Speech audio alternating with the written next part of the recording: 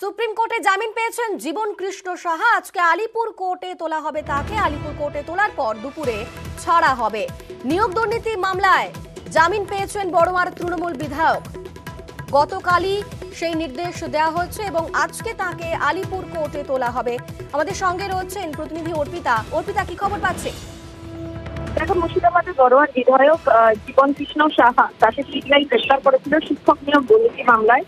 গতকাল তিনি supreme court থেকে জামিন পান এবং জামিন পাওয়ার পরে সেই শর্ত নির্ধারিত হবে আজকে ট্রায়াল কোর্টে। সেই রকমটাই কিন্তু নির্দেশ দেওয়া হয়েছিল সুপ্রিম কোর্টের তরফ থেকে।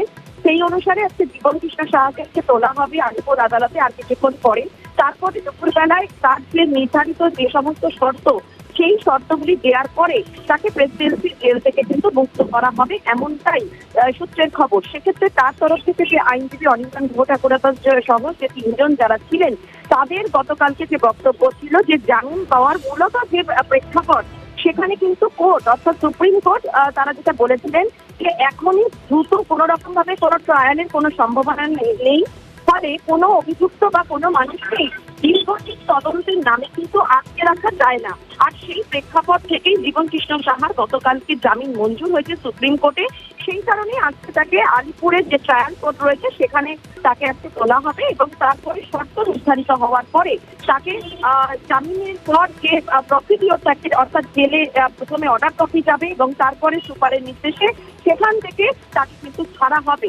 আজ অথবা কালকের মধ্যেই ছাড়া হবে, তবে সম্ভাবনা রয়েছে যে আজকেই ছাড়া হতে পারে, এমনটাই কিন্তু সূত্রের খবর। সেক্ষেত্রে তার বিরুদ্ধে যে সমস্ত সাক্ষ্য প্রমাণ, তাতে এখনই কিন্তু ট্রায়াল সম্ভব না। ফলে তদন্তের নামে তাকে আটকে রাখা যাবে না, এই যুক্তি দেখিয়ে এবং কোর্টেরও এরকমটাই অবজারভেশনের পরিপ্রেক্ষিতে তাকে জামিন দেওয়া হয়। বেশ, ধন্যবাদ অর্পিতা।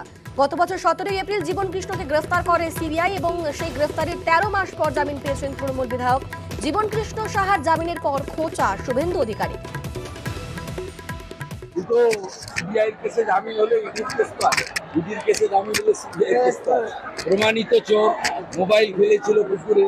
আর সাময়িক জামিন মানে মুক্ত নয়, চার্জশিটের নাম আছে। পানিশমেন্ট হওয়া উচিত এবং আশা করব পানিশমেন্ট পাবে। কেন্দ্রীয় এজেন্সিকে রাজনৈতিক ব্যবহারের অভিযোগ শান্তনু সেনের। একদিকে যেমন Trinamool Congress zero tolerance two corruption নীতি নিয়ে চলে, সেই জন্যে এই নিয়োগ দুর্নীতি কাণ্ডে স্বয়ং রাজ্যের প্রাক্তন শিক্ষামন্ত্রী তথা দলের প্রাক্তন মহাসচিব, তাকেও কিন্তু আমাদের দল এবং আমাদের সরকার রেহাই দেয়নি। এই তদন্তের নামে শুধুমাত্র প্রহসন এবং সেন্ট্রাল এজেন্সিকে কাজে লাগিয়ে তৃণমূল কংগ্রেসকে দলগতভাবে এবং সরকারকে সরকারগতভাবে মেলাইন করা ছাড়া আর কোনো কাজ নেই।